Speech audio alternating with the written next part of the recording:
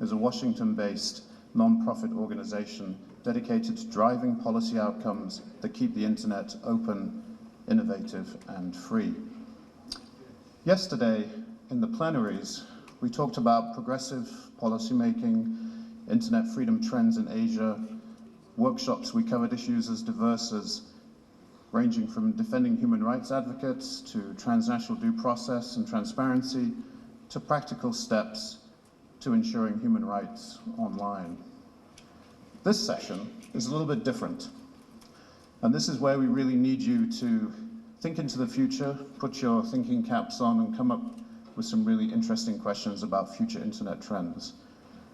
This is about the future internet and the implications for human rights and security. So as you saw in the description of the session, the future of the internet will increasingly be shaped by mobility, big data, and the challenge of reaching the next 3 billion users. In our various roles as activists, business persons, policymakers, we'll be faced by a wave of new technical development, innovations, and entrepreneurship. And these will range from balloons, civilian drones, artificial intelligence, robotics, wearable and embedded technologies, the Internet of Things, and a myriad of other technologies that we probably haven't even thought of yet. In this plenary, we want to discuss the impact of these technologies on our economies, societies, and on internet freedoms. And we're going to answer some important questions. How do these developments impact on internet freedom? Are we as policy shapers and policy makers prepared for the scale of disruption and change to come? And how will the policy challenge of privacy, openness, access, and cybersecurity be met in the future? So this is your opportunity to discuss the future of the internet, to discuss these challenges and opportunities, and to ask our distinguished panelists some hard questions. So let me introduce the panel. We have Chris Riley from Mozilla Foundation, Rebecca McKinnon from Ranking Digital Rights, Ron Diebert for Citizen Lab, Chris Painter, Cyber Coordinator with the US Department of State, and Mart Lannemar, Undersecretary for Europe and Transatlantic Relations from Estonia. Now, we're going to give each speaker 5 minutes or so to give their perspectives on these future challenges. We'll then encourage the speakers to discuss and hopefully debate their perspectives and some of their points of views, and then we'll turn over to the audience. And as you know, we have 2 mics right there. I really encourage you to listen, think hard, and come back to our speakers with some challenging questions this morning. So with that, let's get started. I'm going to turn it over to Chris. I think the core question we're here to discuss is whether we're prepared on public policy for the future internet. I'd say the short answer to that today is no. We can get there, but I do think we have to change our approach in a few ways, because trust online is not heading in a good direction. We need to change our thinking a bit about security and privacy to turn things around. Let's take cybersecurity as a starting point. In public policy circles, the term cybersecurity often means a very narrow subset of things: information sharing, risk management. These are important, but they're only one piece of the puzzle. This dynamic, thankfully, is starting to change. We have a working group as part of the Freedom Online Coalition that's exploring this in more depth. But I don't think it's changing quite fast enough. I think we need a shift in cybersecurity to talk more about users, protecting endpoints, not just critical infrastructure. Because the Internet of Things, in particular, is an internet of potential security risks. So I think this trend that we see in policy today is only going to become more and more significant as we move forward to the future. We need to invest more in thinking about securing endpoints and users before the Internet of Things is fully built. Because going back afterwards and trying to layer that in will be more expensive and less effective. Let's talk about privacy a little bit as well. Mozilla has been active on privacy for many years. It's something that, like security, we consider very fundamental. One of the principles of our manifesto is that security and privacy on the internet are fundamental and must not be compromised. Privacy and security aren't inherently a trade-off. It's something where a security emphasis on users and on endpoints can actually protect and promote privacy very well. The current state of culture on privacy, in many ways, and in many institutions, is collect all of the data, store it for as long as you can, in case you can extract more value out of it later. I've said before, and I'll say again, I think this is a problem. I think this is something that we need to change. I think private sector entities and governments that have this attitude towards data need to take a step back, think more about privacy by design, and be thoughtful about how they collect data. I'm not here to spread FUD. I don't want to paint a horrible picture of these trends. I don't want to exaggerate this. I just want to ask everyone to be a little bit more thoughtful about data and privacy. Again, as with security, before we move into the Internet of Things, not after, because layering it in after the fact is going to be a problem.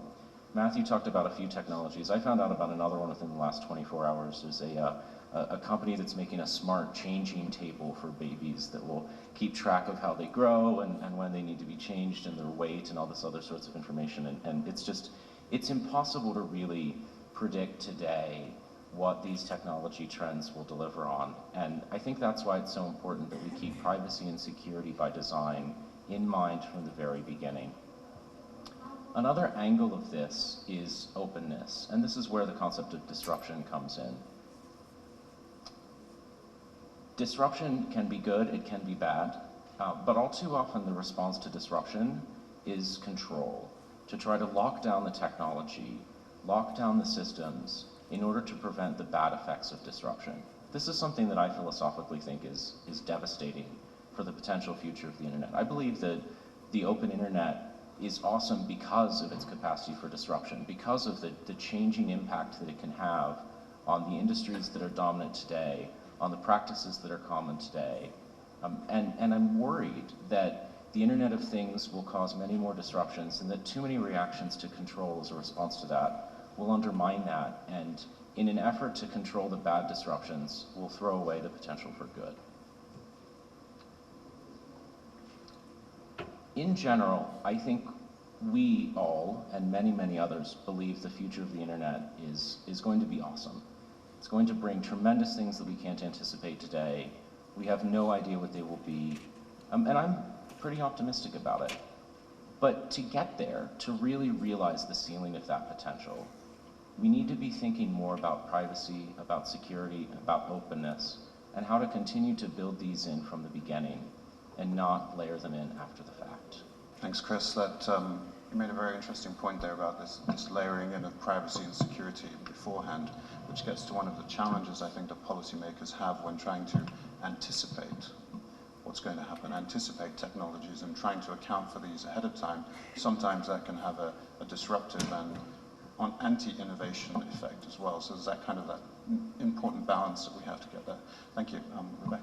I'm really glad we're having this panel and trying to do some forward thinking and going beyond the gee whiz, shiny, all these fun things that are going to happen and think about what are the underlying principles that we need to be embedding into the processes and and embedding into our thinking about innovation, regardless of what the shiny thing is specifically, whether it's the smart changing table or whatever else.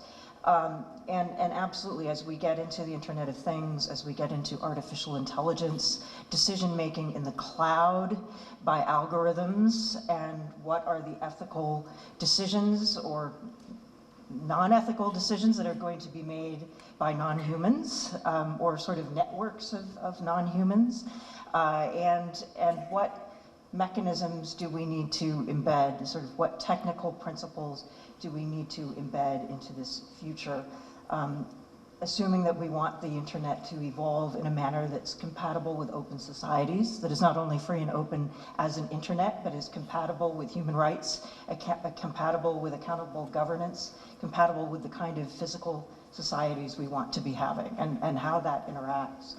And I would point, I completely agree with Chris that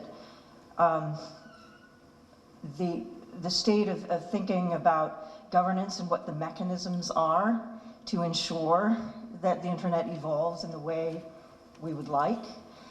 There are a number of serious gaps that we need to think about that have already manifested themselves and will get larger as we move into the Internet of Things and artificial intelligence in the cloud.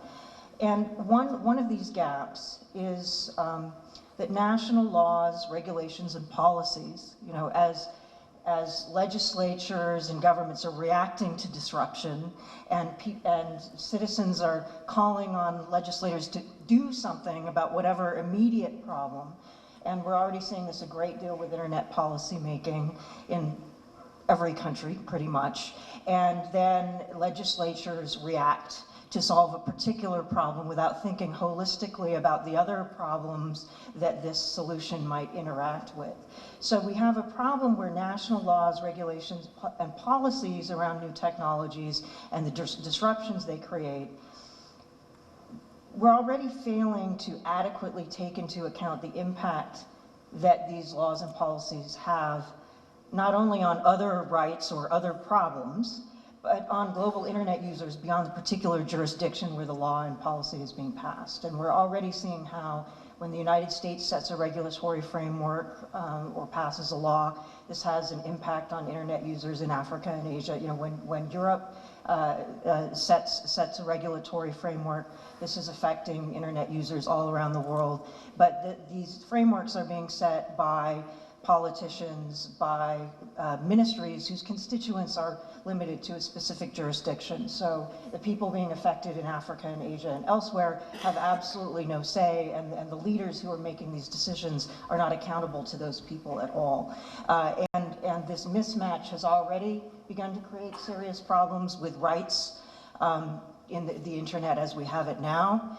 That disconnect is going to get worse unless we really think about how do you do an impact assessment with laws and policies and regulations within a particular jurisdiction to think about what are the impacts not only on human rights in other areas. So if you're trying to resolve a security problem, how is that affecting free expression not only, or the internet's openness not only in your own jurisdiction, but globally? How is this affecting internet users all over the world?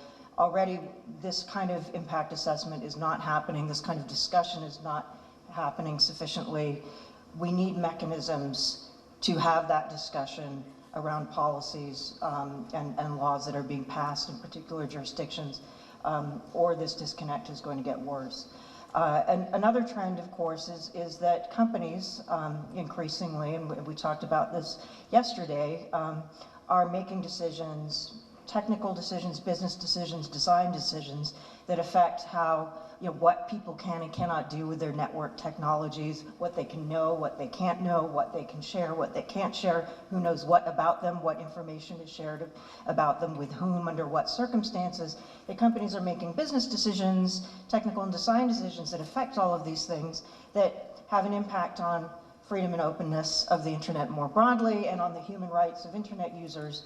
And we're already starting through the Global Network Initiative and through a number of other efforts to bring some companies into the fold in terms of thinking about what are the underlying principles that you need to assess in advance, how your new business operations and products and going into new markets, how that's going to affect users' rights.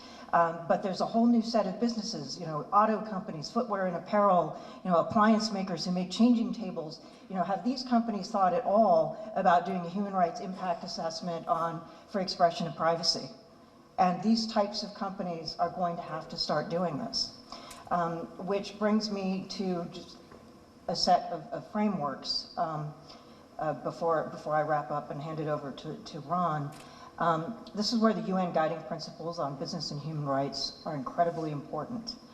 The UN guiding principles that were approved by the United Nations in 2011 stipulate that governments have the duty to protect human rights and businesses have a responsibility to respect human rights, and both have an obligation to ensure remedy when harm is caused.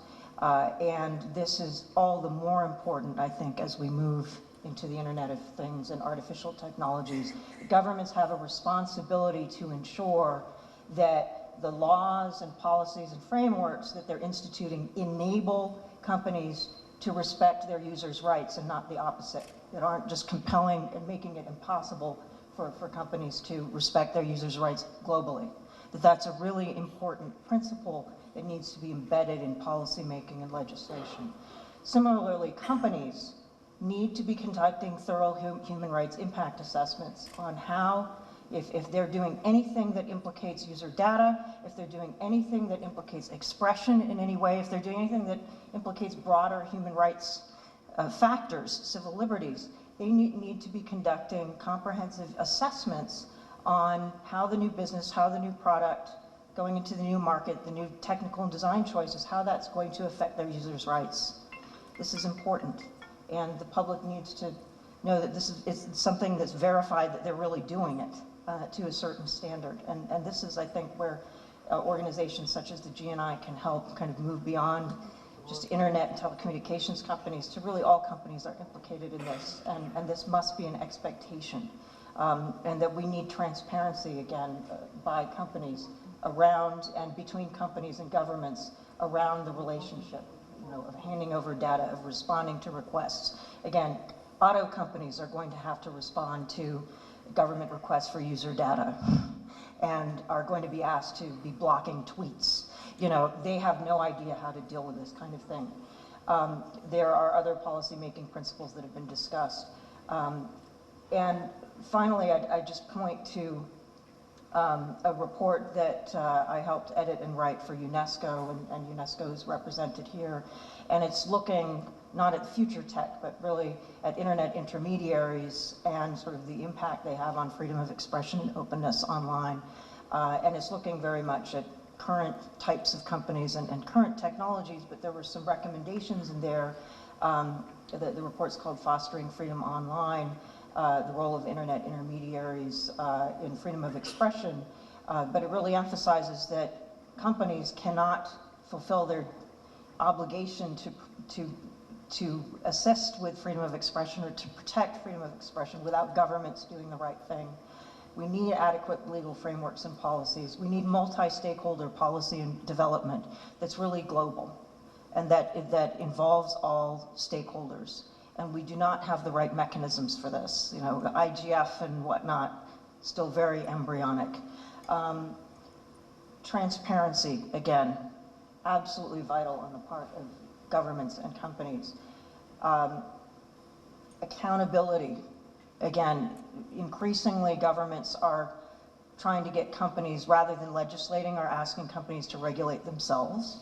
And there is no transparency generally in those mechanisms in terms of preventing users from doing certain things and, or getting companies to, do something about terrorists using their services and networks, and companies are being asked to kind of self-regulate in that regard. There's no transparency around it. This is a problem. This is a setup for abuse. Public information and education. We need educational systems to sort of help people understand what's going on. And again, we need global accountability mechanisms. So when somebody is being affected in Africa by what Europe is doing with internet regulatory frameworks, how can there be sort of a more global system of accountability built over time? This is becoming more and more important. So I'll stop there. Hand it over. Thanks. Thanks, Matthew, and thanks to the fellow panelists, and good morning, everybody. I think predictions around technology are notoriously tricky, and instead, when we're talking about future trends, it's much better to focus on more easily identifiable, deep historical forces that are setting the context for the times we live in. Think of them as tectonic forces. They're very slow-moving, but very powerful, and also very difficult to reverse. And I think in the context of our conversation, there are at least three big historical forces that I would point to. The one that's the most obvious that we're all aware of is the technology, big data, let's call it, the Internet of Things. I think it's easy to actually underestimate this, and there's lots of rhetoric and hyperbole, but it is true. We're going through the most profound change in communications in all of human history, really just within the last couple of decades, and it's continuing to accelerate in the ways that the other panelists have talked about. I think you can focus on different technologies, cars and so on, and changing stations for babies. But really what it boils down to is a principle. It's the idea that information that we used to consider private or personal, that we used to keep in our desktops, our filing cabinets, even in our minds, in our heads, we now share with third parties. And these third parties are usually private companies. Many of them are headquartered in jurisdictions other than those that we're citizens of. We're essentially turning our digital lives inside out. And it's continuing to grow exponentially in all directions. We leave this digital exhaust behind us wherever we go, and we entrust that to entities outside of us, usually in the private sector.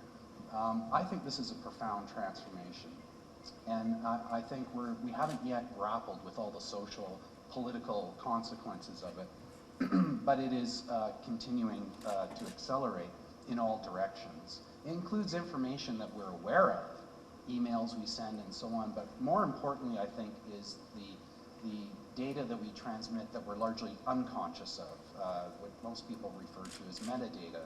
My mobile phone that's just sitting here is emitting a pulse every few seconds to the nearest Wi-Fi router or cell phone tower, and within that transmission is a lot of information about the make and model of the phone and the geolocation of the phone. The fact that we're all here on this panel together can be identified by someone who has access to that information. The next big historical force I would call big states. And if you look back historically, this is a bit of a simplification, but if you go back 20 years ago and did a survey, most governments had no internet policy to speak of whatsoever. Very few of them did. Those that did, it was primarily laissez-faire. Let's keep the state out of the internet. Fast forward to today, not only does every government have an internet policy, but cybersecurity is at the top of the domestic agenda. It's listed at the top of the US National Threat Assessment. And you know, if you look back historically, I think it was probably inevitable that that would happen, that you'd have governments taking on a greater role, largely as a function of the externalities that are generated by all of this big data. But as often happens in human history, there was a punctuation point that really accelerated the role of governments in this space, and that was 9/11. We still live in the shadow of 9/11. There are little 9/11s all the time, but when it comes to the role of governments, what happened there was it really accelerated a change that was happening gradually anyway, especially with the role of signals intelligence agencies. So again, this is a bit of a simplification, but if you look back during the Cold War, for most governments, the primary threat was other governments. The concern that, you know, on the other side of the horizon, an adversary might launch missiles or mass armies and take over our territory, and we had to anticipate and defend and listen and watch over the horizon. Well, what 9/11 really underlined was how the threat environment has changed to all of society. The concern is that someone in a room like this is going to blow themselves up. And that brought about a fundamental transformation in the way that state security agencies think about their job. They turned inward on all of society at the very same time that we're turning our lives inside out. And that's a profound transformation that we really haven't stepped back and thought about as a society and debated properly. Alongside the growing role of the state in this area of surveillance is, of course, the warfare dimension. So again, gradually governments have thought about cyberspace as a strategic domain. They've stood up within their armed forces war-fighting capabilities to fight and win wars in cyberspace. That's triggered an arms race. We do have an arms race in the world today. Offense has the advantage. More and more resources are being poured into this. Those two big historical forces, big data and the big state, are together generating a very important political economy dynamic, what I call the cybersecurity industrial complex. The private sector that services both big data and big states are largely the same. Facial recognition technologies, data analytics firms, cell phone tracking, even computer network attack and exploitation, deep packet inspection. These tools are being put in the hands of policymakers that they never before imagined, and they're really transforming the space. The last big social force that's very important to consider, I would call Big South, and that is that there is a major demographic shift occurring today. The vast majority of internet users today and into the future are coming from the global south. If you listen to the address at the opening from the president of Mongolia, I think I heard 5 million mobile subscribers in a country of 3 million people. That's not atypical in the developing world. There is a massive growth occurring, growth rates that are thousands of percentage points. Now, it's important to put this growth in the political and social context of the global south and address squarely an uncomfortable reality. Most of this growth is taking place in failed states, in autocratic regimes, in authoritarian environments. It's by definition creating security challenges for those regimes who are mostly concerned about regime stability. And the way that these technologies are helping people to mobilize creates a very real threat for those regimes. And those countries are also beginning to assert themselves politically. So when you step back and you look at these big three forces, big data, big state, big south, let's call it, I think they're largely irreversible. And together they're producing what I see as some rather uncomfortable trends. I'm pretty pessimistic about it. I think we're going to see an increase in state territorial controls over cyberspace. That's obvious. I think we're seeing the normalization of mass surveillance by private sector and governments. We're going to see greater and greater international instability because of the arms race dynamic and the fact that offense has the advantage, possibly leading to violent conflict because of some misunderstanding and uncertainty. And I think, sadly, we're going to see greater and greater attacks on human rights and civil society. I know that's happening because I document it as part of our research in the Citizen Lab. Empirically, we can show it that the threats that civil society organizations face are increasing. What do we do about it? I think here's where we have to address, again, another uncomfortable reality about a coalition like this, the Freedom Online Coalition. It was mentioned in a plenary panel yesterday, and I want to repeat it now. The mismatch between words and deeds of the Freedom Online Coalition is so self-evident, it really makes me want to scream, actually. When you see the nice rhetoric that policymakers put up and the definitions about rights respecting, how they contrast with practice is self-evident. And it's why I think many people, me included, question the utility and the sincerity of an event like this. And I mean no disrespect to the host, the Mongolian government, but I think there is a lot of doublespeak going on here. And until that's really addressed, until the Freedom Online Coalition countries look in the mirror and address what's going on, then we won't be able to eat away at these tectonic forces. Let me just give a couple of examples to end. If you look around the Freedom Online Coalition countries today on a case-by-case basis, take a look at France. They're putting forward legislation that will institutionalize mass surveillance, putting black boxes on telecommunications networks. Look at Germany and the scandal around the BND, spying on European institutions in collaboration with the NSA. Look at the United Kingdom and the government putting forward proposals to actually ban encryption. If it were me and I was organizing, I would rather see on this panel Sir David Oman from the GCHQ, because he speaks very frankly. What does he say? Get used to it. Mass surveillance is here to stay. And by the way, it's not actually surveillance. We can collect everything out there until an analyst looks at it. At least he's honest. In Canada, my own country, there is legislation, anti-terror laws that are going to pass into law because of majority government. And among the many, many objectionable components of it is one shocking one where a security agency can go to a judge to ask for permission to violate the Charter of Rights and Freedoms in Canada. So I could go on about each of the countries, and I'll leave the United States out of it, Chris. But I think, I'd like to end by suggesting a new name for the Freedom Online Coalition. It should be the Freedom Bracket to Engage in Mass Surveillance End Bracket Online Coalition. Thank you. I think that when we talk about these new developments in the internet and the kind of challenges that we may be facing with new technology, there's always a temptation just to focus on the technology and to be reactive to the technology. And I think that one of the, very helpful developments that I've seen over time is the change in the way, and I don't view this as a bad thing, I view this as a very good thing, the way that governments and other stakeholders are looking at these issues, whereas before it really was treated very much as a technical issue by people who had the technical chops but really didn't understand maybe some of the policy issues like the human rights and other issues, to now where in many governments, including the US, this is being treated as a major issue of national security policy, to be sure, economic policy, human rights policy, and ultimately a foreign policy. And for me, the creation of my office 4 years ago was to really make it clear this was a foreign policy issue for us, and now there are about 25 around the world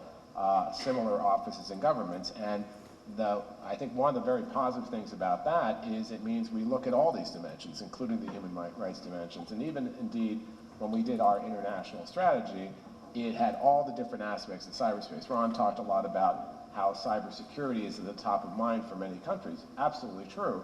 But as we approach that, one of the things that we've been saying and actually executing within our own government and making sure that people get together is that we don't look at these things in silos. We don't look just at the national security, cybersecurity policy in a very narrow way without looking at some of the other issues that are involved and kind of blending them. We find this all the time on the international stage when you have countries, you have the technical threats we see all the time, but you also have the policy threats where indeed there are countries who are trying to draw a border around cyberspace, who believe that sovereignty in cyberspace is preeminent and indeed is even preeminent above things like the Universal Declaration of Human Rights. And so this is a challenge. These are big policy debates that will go forward even as the technology gets more complex and even as we deal with some of these new technologies that are coming up. So I think, as Catherine and others have said, you need to look at what are some of the core values that we're trying to achieve. And for us, and this was again something that was a core part of our own strategy, we want to have an environment, we want an end state. So, technologies will change, to be sure, but the end state is something, and the goals that we want are the same. And that's making sure that we're rewarding innovation in this space, we're strengthening communities and connecting individuals around the world, we're building better governments and accountability and transparency, that we're safeguarding fundamental freedoms and privacy and making sure that we're explicitly looking at that balance as we look at these policies. And that we are to the point of cyber warfare, that we're doing things that clarify norms of behavior and really enhance what we mean by international security, and I'll talk about that in a moment. So our general strategy is to have an open, interoperable, secure, and reliable environment that you can have all those things. To be sure, you need to really think about all these different policy things to make sure you can do that. So with that, we're faced indeed with the proliferation of new technology, including the number of internet-connected devices increasing, which will drive, as others have said, an exponential growth in the total number of connected devices. And a lot of these devices will be mobile, they'll be on a person or in a vehicle, they will increasingly travel between jurisdictions, which will obviously cause some policy issues. And even as we scale that, as the panel title suggests, as we scale the technology, that will be a challenge, but we also need to be sure that we continue to make sure we have security and privacy, that we think about those two issues. And a lot of these will be cross-sector things. I mean, yes, we've talked a lot about the critical infrastructure, but there's a number of things that we'll see where there's a cross-pollination of financial, health, social, personal uses for these new technologies, which both creates a diverse set of security requirements and administrative domains. So that's going to be one challenge. Another has been talked about is the so-called Internet of Things, which is now frequently talked about. And there are many, many challenges, of course, in having all of our devices connected. But that also, I mean, there are many benefits, but there are also challenges. The life cycle can vary very dramatically. It used to be you'd have a refrigerator for decades. Now you might have to replace that very quickly. And how do you maintain security over that time scale and making sure that as you get these new connected devices, you're doing that? Are you supposed to do security patches for your refrigerator all the time? I mean, that seems kind of ludicrous if you think about it, but that's what's happening. And then, of course, there's the other aspects that come into this. I was on a panel down in Costa Rica for the South School of Internet Governance, which I think is a very important institution that brings policymakers together to think about some of the challenges that are out there. And I was on a panel with the head of ICANN, Fadi Shahadi, and he talked about a recent article where connected refrigerators were attacking bank systems. And I said that was the newest example of freezing your assets. But sorry, that one joke on this panel. But you know, it does show a real complexity there. And then you layer on top of that implanted devices, which are no longer really science fiction, but sensors and chips that report on everything about our body and our health, but also gets transmitted. And so how do we both manage the privacy risk, to be sure, but also the security risk when, you know, one of the things I always worry about in the security space is, yes, denial of service attacks and other things are serious, but if you actually go in and change your data, your health data, or change something that's an actual sensor in your body, that's a huge deal too. So obviously, you know, as we look at all these challenges, our values don't shift with the changing technology. It may create new challenges for us, but they shouldn't shift. And we should be committed to protecting freedom and expression online. We should still look to promote a secure internet. I understand that sometimes that balance is difficult or those discussions are difficult, but they need to happen. The new technology might actually force us to think about new ways of doing things, but we're not really starting from square one as we've looked at these issues. And one thing, and this goes to the cyber conflict point that we've been looking at in the US, is so there's security, there's privacy, there's internet freedom, there's all these things that are interrelated, but there's also making sure that you have a stable cyber environment going forward and that you're doing things to try to keep what Ron mentioned, the chance of misperception, miscalculation, and inadvertent escalation, where you have some kind of cyber conflagration that would undermine everything we're trying to build and all this technological benefits that we're getting out of these systems. So one of the things that we're doing is recognizing that you can't set up a control for technologies, that you have mutually reinforcing systems of norms of state behavior, confidence building measures, other issues that would make everyone, hopefully in the long term, have the benefit of a stable, reliable, and globally connected networks in this space. So, we're trying to promulgate certain views where we're trying to build a global consensus. And one of them is that international law applies in cyberspace just like it does in the physical world. Now, how we do that is something we're taking forward, and that's not as easy as it sounds, but it's important that you understand that simply because it's cyberspace or simply because you have these new technologies, you don't need to create a whole new legal system and a whole new rule system to deal with it. Indeed, if you do, I think that creates instability in itself. And indeed, this is, and the way this is expressed itself in human rights law, that human rights apply online as they do offline, is the core of a lot of the Freedom Online Coalition's work. And I do think it's important that there are meetings like this where, just as there are meetings that focus on cybersecurity issues, that it is important to bring together people whose core values are trying to expand and promote freedom of expression and human rights online, and even bring some of those other people into the conversation, have cross-pollination between those conversations. I think that actually is a very beneficial thing, and I think we've already seen that. So in the conflict realm, one of the things that we've been trying to do is say, okay, you have these very high levels where international law applies, but that's not where we see all the activity all the time. So we've been promoting what we call, you can call them peacetime norms, you can call them a number of other things, but they're a way to promote a more stable cyberspace that makes us all safer by saying that there are certain things states should not do, should restrain themselves from doing, and certain cooperative activities they should undertake. And that builds over time, so you get more and more countries as they become mature in this area, deciding this is in their interests, and collaborating, and if you're outside of that group, then the states can act together to sanction behavior that's outside of it. So that's one thing, and again, this has roots in worlds that are not cyber, but if you have a principled approach to this and other issues, it's not technology specific, you kind of future-proof yourself from just having to deal with the everyday changes of technology.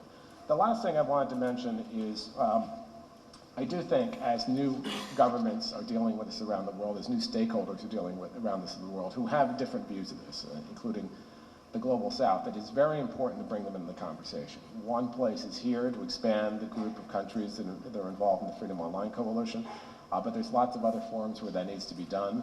It's important to do capacity building and outreach, not just by governments to other governments, but also civil society and the private sector to talk to other governments and stakeholders in those countries. We've done a lot. In Africa, for instance, there was a big launch of this global forum for cyber expertise at the Dutch conference that just happened, the cyberspace conference in the Netherlands. I think that's important, and I think it's important to weave in some of the issues we talk about here, some of the human rights issues, into those discussions so that they're not just trainings about cybersecurity or trainings about cybercrime, that we blend in some of this so that people understand this is a broader issue and you just don't look at one issue in isolation. So, yes, I think there are a lot of challenges out there, and I absolutely believe that. And yes, I think there's a lot that governments need to do and that other stakeholders need to do, including the private sector and civil society and others as we go forward. But I do think that there is a path ahead where there's much more attention being paid to this issue, and it's not just being relegated to domains where the senior decision and policymakers are not looking at this. They are now looking at this. That's a challenge because it means that people like the people in this room need to make sure they're plugged into those processes so those policymakers who may not understand the cyberspace environment are really dealing with these issues in a way that makes sense. I prefer to look at it from the point of view of the individual, an individual who actually lives in this ideal world that we all want to see, where the physical and the virtual are connected and online, offline is all the same. And here the central issue that will be facing us, the individuals in the future, is, we could call it, determining the true you. Because right now we are seeing an inflation of persons in the internet, well also in the physical world, I'll get to that. And sometimes I think that the 19th century French writer Guy de Maupassant predicted this in a way when he sort of speculated that most of the people you see on the street and around you are actually ghosts, that there can't be so many people all over the place. And we're seeing this now in the internet, where essentially we all think about the idea that humans can be in all over the place at the same time, but they're not only statically in different places at the same time in the internet, they're also moving from one point to another. And then there are all the machines that are there. And in fact, if you look at it, plants are becoming connected to the internet in a passive way. And I sometimes wonder what happens to all the other animals who are not humans, who are really being left out of this. I mean, animal rights are important too, and maybe there should be a way that they could also have access. But I mean, this is pure speculation about the future. But the point is that all of this motion from the point of view of the individual is very hard to deal with in a quantitative way, you know, using mathematics. I mean, I'm not talking about big data and these sort of gathering of large amounts of information, but the mathematical approach to how you can look at the individuals who are in the internet. And I'm sorry, I managed to log myself out here. So I'll take a second, please. Just a minute. Security things, you know, we have to have these complicated. I hope this works. Yes, it worked. Okay. So from a mathematical point of view, you can only look at it in statistics, and in physics terms, all of the whole internet becomes a collection of bosons, which are just moving around and doing different things. And you look at this big statistical complex. Now, from the point of view of the individual, of course, being treated as a boson is not really what you want.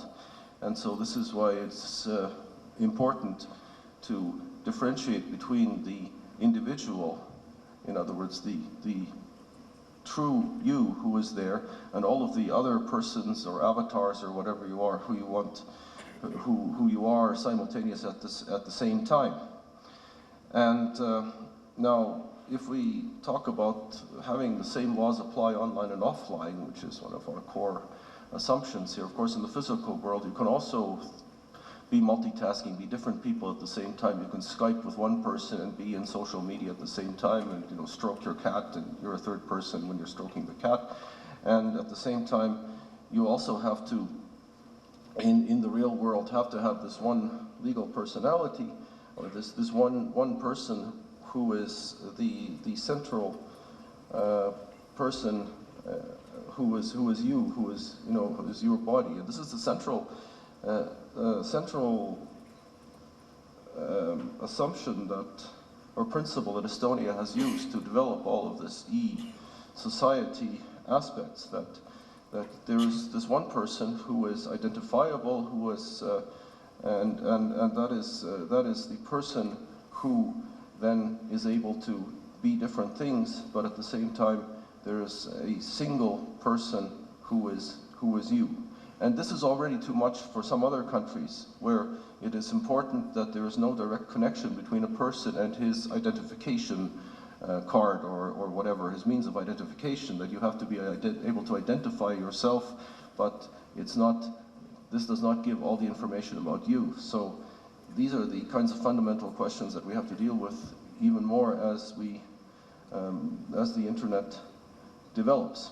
And the same, again, applies both in the physical and in the online world.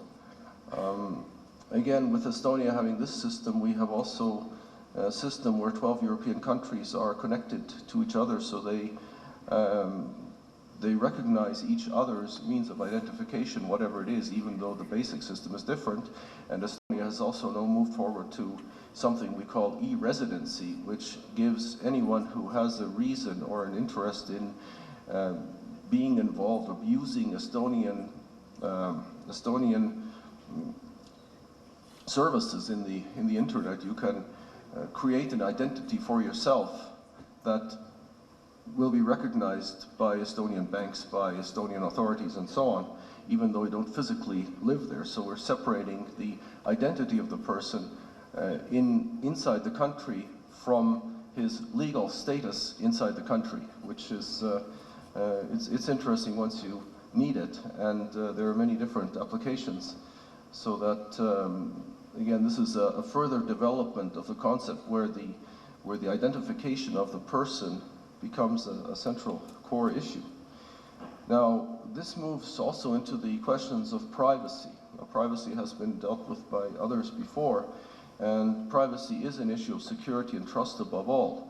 You have to trust, if you want to give information about yourself to somebody, you have to trust them, and you have to trust that they are secure. This is important, for example, in electronic banking. In Estonia, we have the issue of electronic voting. When you have a third of the population of the voters voting through the internet in national elections, it shows a high degree of trust in this whole system. And that requires, again, a certain approach to the whole, to all of the issues that are related to the development of the internet. There's a certain, think about it, a certain issue of trust that is related to the different personalities that you can have outside of your one identity. And the trust things get into the issues like insider trading is a classical example, where you assume that somebody is an honest broker between you and whatever business transaction you want to make, and you assume that they're not actually involved in this business transaction themselves. This is a question of trust, and in a sense, when you are dealing with a machine, then you have the same issue of trust, that you're assuming that the machine is simply at that time doing what you want it to do, and it is representing or doing something for you inside an authority and doesn't have a mind of its own, and is not influencing the situation, and that there's nobody else behind the machine who is influencing you. So these questions are very important from the point of view of privacy and from the individual's use of technological developments. There are issues related to copyright, to intellectual property. You know, whose intellectual property is something that is produced by an artist, for example, who as an artist might have a different name, a different personality from his or her real personality, and can different personalities use each other's, can different aspects of one person acting in different ways use the same, have the same intellectual property rights and so on. And then, of course, if you get into questions of responsibility for the actions of machines, then it becomes even more complicated. All of these issues here are actually legal questions. Yesterday, President Elbegdorf spoke about these things, and it is a question of how to rethink the whole legal framework in which we operate. Now, many of us, we all believe that we don't have to write different laws for the internet, but we have to think of the whole concepts that apply to human beings as well as to all other participants in the world that we live in, to see how we can make better use of the technological developments that we have. From the human rights point of view, it's even an important question of how much of this should be policy making or political choice, and how much should be based on fundamental rights, on human rights and fundamental freedoms. This is maybe not even a question of choice. You have to assume that fundamental rights are fundamental. And at the end of the day, the legal issue boils down to the fact that we have to even rethink questions like the old idea of one person, one vote. In reality, you can have several persons in one body, and it is the body, which is the true you, that has the vote, and not the different persons. And even these kinds of legal questions have to be dealt with. And again, we have a very broad range of issues that we have to deal with respect to technological developments in the internet in any case. And I guess I'll stop there for now and continue the discussion. Thank you. We've talked about what civil society can do. Rebecca talked about that a good bit, and how we can help sort of map out rights respecting frameworks and principles and see alignment on that. I think there's a lot that users individually can do to improve their own awareness of their environments and of their privacy and security. I talked a little bit, could talk a lot more offline about what Mozilla tries to do to lead by example within the private sector on data privacy policies, on security. I don't think we've talked quite as much about what governments can do constructively to try to make this better, to try to hit the thread in between the pessimism and the optimism. So I wanted to offer two quick things. One is, I think, more transparent and honest engagement with the public. There's still a lot of secrets in internet policy, and I think that poses a lot of problems. And we've also seen some less than truthful statements. It's regretful, it's a reality, let's try to make it better. And the second one is the governments in the Freedom Online Coalition, I think, can and should support and advance norms on privacy, security, and openness at home and abroad. So two examples, we've been talking about them a little bit. One of the most obvious ones is surveillance law. Ron mentioned laws in Canada and in France that are concerning. We're seeing, from Mozilla's point of view, a good law in the United States that's starting to move its way forward. So there's good and there's bad law, but I think law updating surveillance practices for the digital age is a very good direction to invest more resources in. And then one that we haven't talked about is backdoors in secure communications. Honestly, it's mind-boggling to me that more governments haven't expressed normative opposition to backdoors in secure communications. It seems like something that should be a no-brainer, but it's a major tension point out there, and I think a real opportunity for constructive future work. Well, those are great points, Chris. And what I wanted to pick up upon was actually a point that Chris made, and also the other Chris made. We came up with, in our working group, I thought, a very good definition of cybersecurity that, as Chris mentioned in his opening remarks, focuses on the security of the end user and the network itself in an undifferentiated fashion. If you begin with that as your premise, that's your definition of what is the object of that which we want to secure, then there are all sorts of institutional responses that follow. The most important of them, I think, would be that we need to have those who secure the end user and the networks as insulated as possible from national rivalry and national security. The problem is that cybersecurity has been dominated in recent years by military and intelligence agencies. That's a fact. And that somehow needs to change if we're ever going to see this definition materialize in practice. I've argued in other places for a philosophical approach to cybersecurity that articulates this in a much more comprehensive sense. I call it distributed security, and I think basically it boils down to, yes, governments have a role, but we need to civilianize and distribute the centers of monitoring and securing the internet in ways that were done in the original sense. I'm not very hopeful that that can actually happen, at least in the short term, but that's the path that we have to follow. Chris, I wanted to pick up on your remark on this forum, because I know mine maybe sounds cynical. I'm merely pointing out the mismatch between words and deeds, but I'd also like to say something about the relative weight governments give to this forum. No offense to you or anyone else here, but look around the room. Governments aren't really placing high-level officials here at this meeting. You don't see John Kerry here. You don't see the Minister of Foreign Affairs, Rob Nicholson. I think that's symptomatic of a larger issue. The resources, if you track the money, the resources that go to the human rights side of the equation, let's call it, are diminishing relative to those that go to the spooks, to the black hats, to the security agencies. And that's a very real practical issue. It ends up having consequences that are practical. And it's why, for me, if I'm going to invest time in something, just like maybe the United States government makes a calculation, let's not send John Kerry here. It's not that important. I'm thinking, well, maybe in the future I'm not going to come here because the best use of my time is to focus on the research of the Citizen Lab to document and try to raise awareness about the threats to human rights and civil society through careful evidence-based research. That takes a lot of time. Talk has its place, but there's a limit to it. And I think there are a lot of people, I'm just expressing a view that I hear in the hallways and online and Twitter. People are getting tired of hearing the rhetoric without any type of semblance to what's going on in reality. The last thing I'll say is, what is the role for governments, constructive role for governments?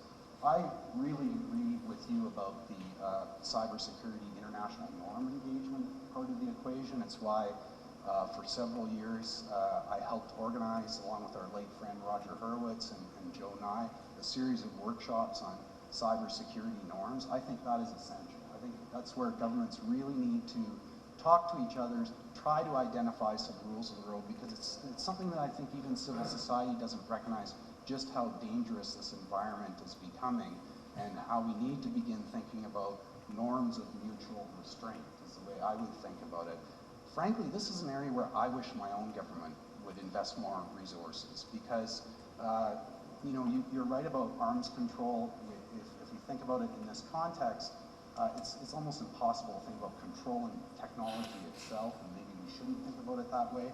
But there are lessons that we can still derive from the experiences of arms control agreements, focusing on behavior, on verification. The Canadian government used to have a great deal of expertise in this area. We were instrumental in helping to mount some of the most important arms control agreements. This is where I think our Foreign Affairs Department can do something very constructive, but the resources just aren't there. Our Signals Intelligence Agency's budget has gone up 6 times, it's now $600 million. They've got a new $1.2 billion headquarters. That's just a symbol of the importance and the weight that's given to those agencies when it comes to defining cybersecurity today. Okay, I was sure you were going to want to respond, Chris. So, but Chris, then Mark, then Rebecca, and then we'll go to the audience. But if you could keep it brief. Just a couple of reactions. One, I do think it's useful to think about how we define things like cybersecurity, because in this space, every term is used multiple different ways. Governments use 1,000 different ways, multi-stakeholders use 1,000 different ways. We all know what we mean, but it's probably useful for us to think about that a little more. I do think there's a role for, certainly governments need to protect themselves and their assets, and so governments are going to have a key role in protecting governments and working with the private sector and trying to amass information that certs do that can then get vulnerabilities and other things out to the field. So I think that is important for all governments to think about. There is a major private sector role in this too, and civil society role in this too. I don't think those are mutually exclusive. I think those can and should work together. And indeed, even the U.S., the framework that was created by our National Institute of Standards and Technology was one that was built with other stakeholders. It wasn't just built by the government for the sake of government. It wasn't a one-size-fits-all. On the issue of how much attention is being paid to in this area, look, yes, Secretary Kerry is not here. He did give a speech in Tallinn last year and talked about this, and he does care deeply about this issue, just like other senior folks in our government, including the President, who speaks about this issue all the time, and the whole range of issues here, including when he talked about the Sony attack, and the Sony attack being serious not just because it was a violation of our sovereignty, but because it was also an attempt to keep people from expressing themselves. So, you know, I don't think that there's certainly, speaking for the U.S. government, silence in this, nor that somehow we're underrepresented either here or in other forums. And there are many forums around the world, including what's just happening in The Hague, but there are many other forums where, you know, you had the head of our Human Rights Division, you had me, you had other people, we had a fairly large delegation here. This is an important issue to us. And I also think it's kind of unfair to try to gauge the importance of a year-round coalition based simply on the annual meeting, where of course you're going to have panel discussions that are going to be talk shops. That's what panel discussions are, quite frankly. But there are workshops, there are a number of things happening here, and intercessionally there's a lot of work in the working groups. And I think one thing that this coalition has, building off some of the principles that came out of Tallinn, but also just more generally in the last year, has tried to operationalize things more by bringing the communities together and talking about how security and freedom of expression coexist, or how you do those calculations. We don't have all the answers yet, but this has been a good forum to have those discussions. So I think there's incredible value in having these countries together, these stakeholders together, and it's not just evidenced by what you see either at Tallinn or here at the other meetings. Multi-stakeholder coalition, and it's not only the countries involved that are carrying forward the work of the coalition. And having said that, of course, there's an idea that seems to be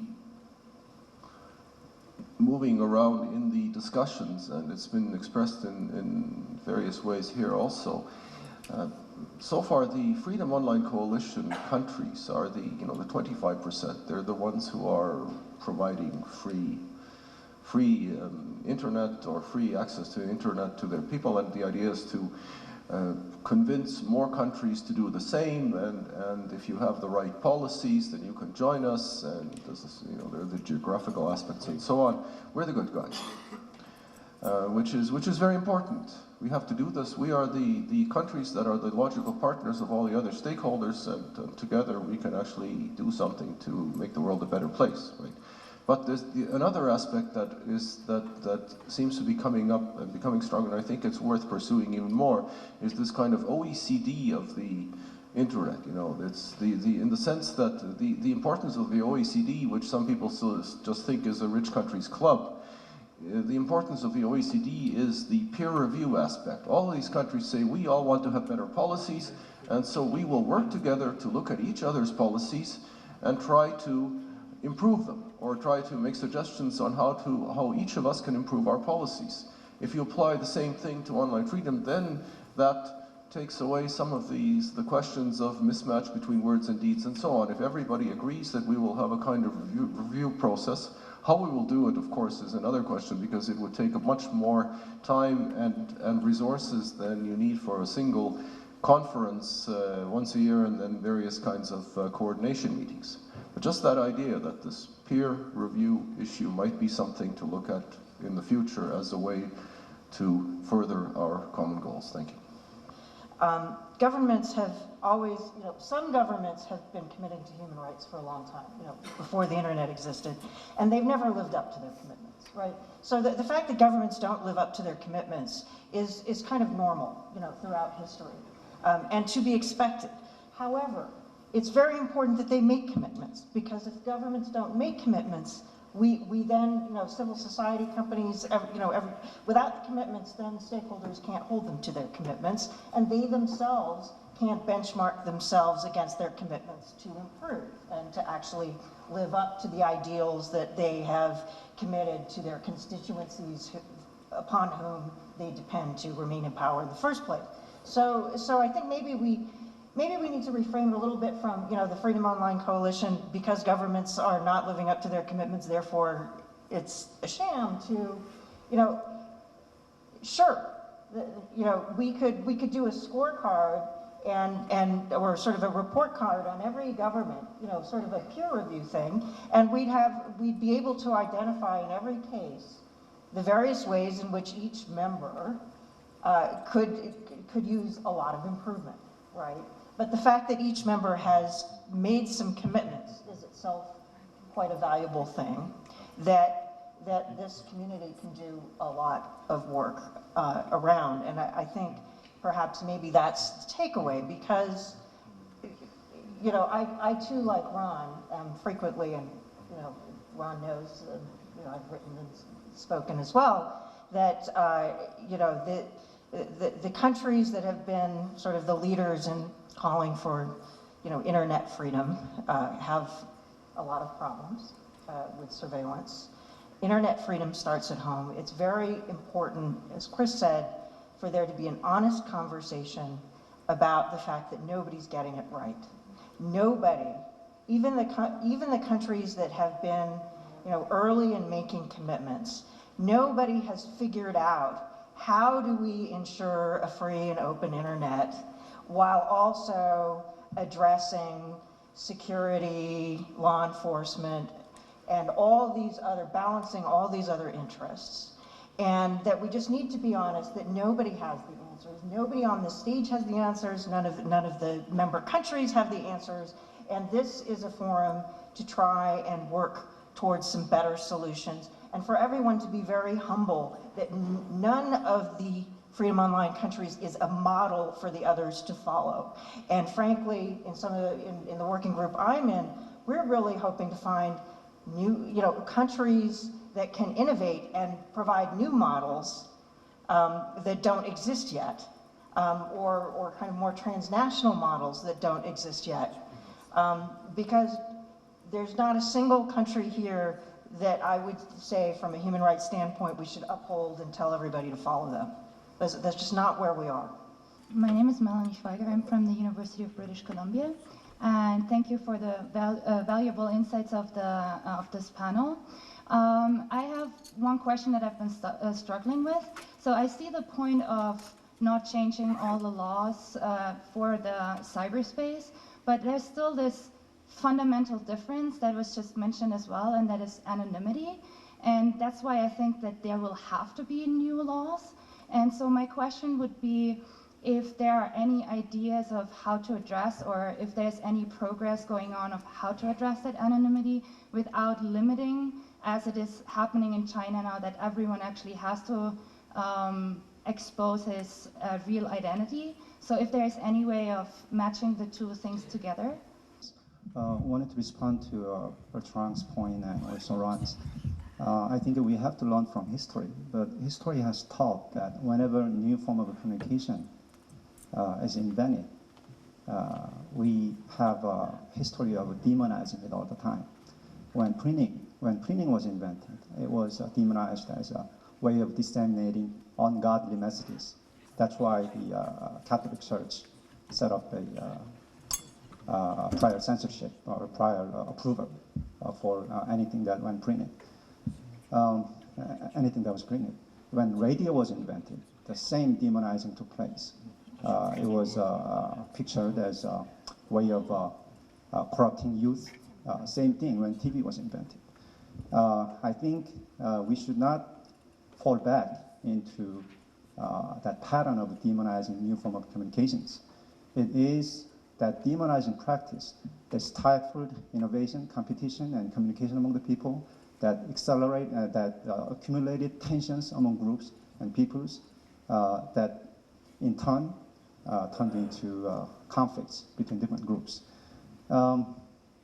When a pastor in Christian church burned Quran in Florida, it was not the internet that forced people in the Middle East to see the burning. It was the mainstream media. It was Fox, it was the mainstream media that made it a news when no one else was paying attention to it. And that, I mean, if you look at the current literature on how the mainstream media look back on their fallacies around Quran burning, that's what they admit. I mean, yes, cyberspace is something that we share, but as I said in yesterday's plenary, it's not one stadium where everybody is forced to see whatever else everyone else posts on the internet. It's more like an aggregate of billions of rooms that people choose to open doors to walk into and look at what other people have said.